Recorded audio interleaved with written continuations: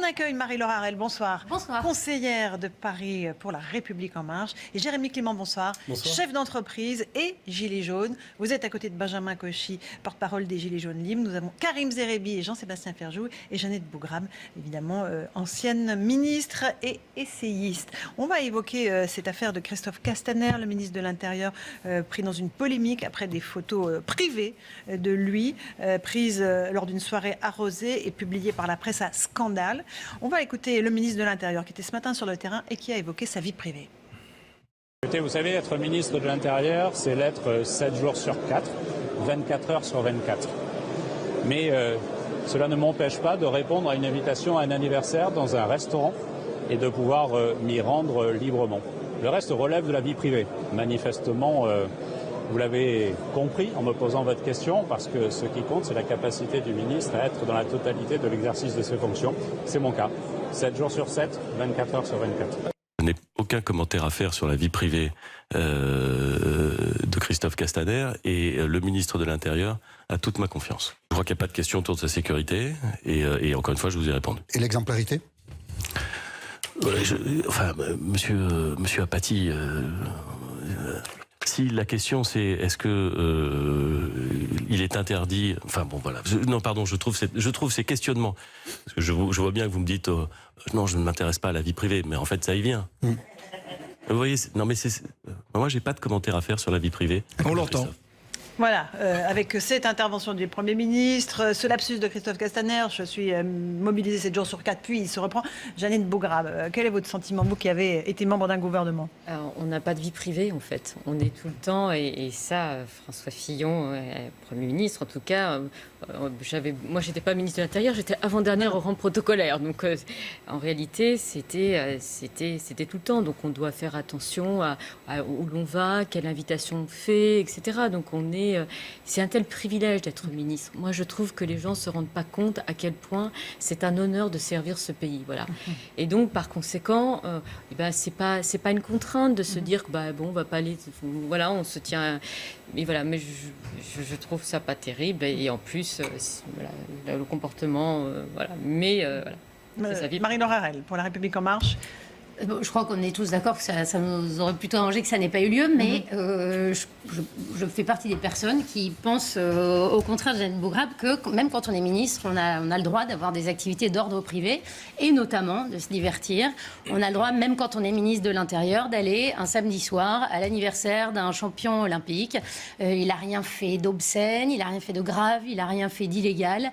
Donc non, je pense que ça ne devrait pas donner lieu à commentaire. Et pour son lapsus, il l'a plutôt fait dans le bon sens. Il a dit 7 jours sur 4 et pas 4 sur 7. Non, c'est pas de dire qu'on, sincèrement, surtout quand on est ministre de l'Intérieur, où on est d'astreinte 24 heures sur 24, où on sait très bien qu'il peut y avoir un drame n'importe quand.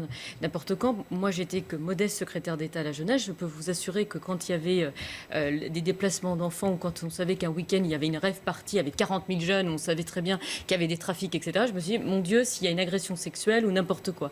Donc, on est sur le pont, c'est comme ça, voilà. Et ne pas aller en boîte de nuit et pas boire d'alcool, c'est quand même pas un grand sacrifice quand on a le privilège d'être ministre de l'Intérieur. Oui, mais je pense pas que Christophe Castaner n'est pas sur le pont tout le temps. Là, quand même, il a fait pas sur le pont tout le temps. Alors, Karim Zerebi, après Jérémy Clément, je vous passe la parole. Très franchement, je considère que notre pays a suffisamment de problèmes donc, à régler pour que j'alimente une polémique, mais vous me demandez de dire un mot, donc je vais le dire. J'ai été conseiller d'un ministre de l'Intérieur. Jamais, au grand jamais, Jean-Pierre Chevènement n'aurait été photographié dans une boîte de nuit avec quelques verres de vodka et qui puisait des proximités avec X ou Y. La réalité, c'est que quand on est ministre d'un gouvernement, on sait que c'est une fonction qui est déterminée dans le temps. C'est un engagement, j'ai envie de dire, de conviction pour son pays. En général, quelque ministre que ce soit, il est pris 7 jours sur 7. 365 jours dans l'année. Et plus encore le ministre de l'Intérieur, j'ai envie de dire, dont on dit qu'il faut qu'il soit en grande forme. Parce que réveillé à tout moment, donc, dans notre pays, avec tout ce qui peut se passer, terrorisme, les libertés publiques, les affaires juridiques, la sécurité civile, le ministère de l'Intérieur, c'est le cœur de la République.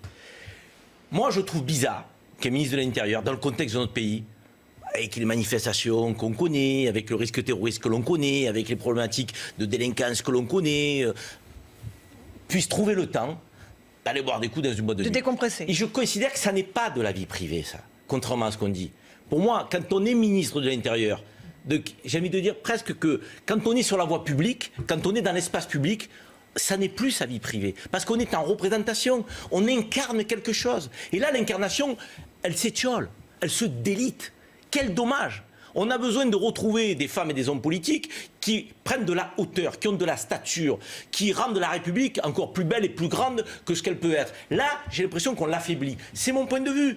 Encore une fois, je ne veux pas lui jeter la pierre, je ne veux pas tirer sur l'ambulance. Il a suffisamment de difficultés à gérer son ministère. Ce que vous êtes en train de faire. Non, je dis ma vision, je dirais, de l'occupation de la fonction. Je pense que ça n'est pas là où on l'attend. Jérémy Clément.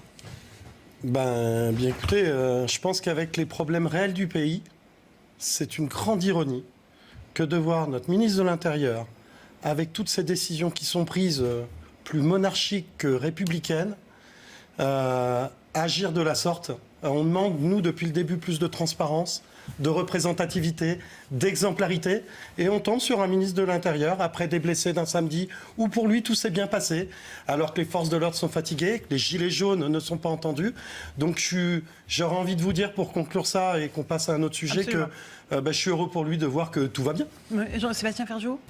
Mais évidemment, ce que je vous disais tout à l'heure, quand on est ministre, on ne s'appartient pas. Donc la logique de la vie privée dans l'espace public, ça n'a pas de sens. Évidemment qu'il a le droit d'avoir une vie privée, de se reposer, de s'amuser s'il veut ailleurs, parce que même s'il est en responsabilité, c'est humain que d'avoir besoin de moments de respiration. Mais quoi qu'il en soit, quand bien même, à la limite, on serait d'accord avec l'argumentation de Christophe Castaner, force est de constater qu'il commet une erreur de jugement. Il ne comprend pas la société dans laquelle on vit, à la fois parce que les smartphones, ça existe, donc il est dans un lieu public avec des gens qu'il ne connaît pas, il se livre à des comportements qui manifestement intéressent les gens, qui se retrouvent en une de la presse, mais il n'est pas capable d'apprécier ce risque-là, il n'est pas capable d'apprécier non plus le risque politique qu'il y a à entendre ensuite des gens qui disent ce que monsieur vient de dire.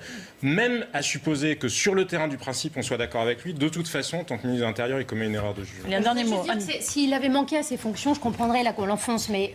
alors, non, mais dans ce cas, je voudrais juste vous dire un truc après. De toute évidence... Non, mais c'est pas gravissime, on est d'accord. Oui, non, mais c'est je pas veux dire- gravissime, il y a bien pire en matière de toute évidence, de contestation de l'action du ministre de je pense que l'Intérieur. les Gilets jaunes n'apprécient pas le ministre de l'Intérieur. Ils diront Mais pas que son on n'est action pas leur que convient. gilets jaunes, on est citoyens aussi. Non, mais hein. je vous dis On est juste, c'est citoyens, hein. qu'en tout cas, il accomplit ses fonctions d'une manière qui vous plaît ou non, mais il est au rendez-vous pour faire son job. Mais- Donc, je voudrais bien qu'on dise qu'il n'a pas été à la hauteur parce qu'il sort ou machin. C'est pas le cas. Il s'est diverti le samedi soir, il était au boulot le jour même, le lendemain et tous les jours de la semaine. Il a fait son travail. C'est Benjamin super alors. Cauchy. Alors, rapidement, en une phrase, on peut avoir la main lourde et les mœurs légères. Voilà ce que j'ai envie de vous dire.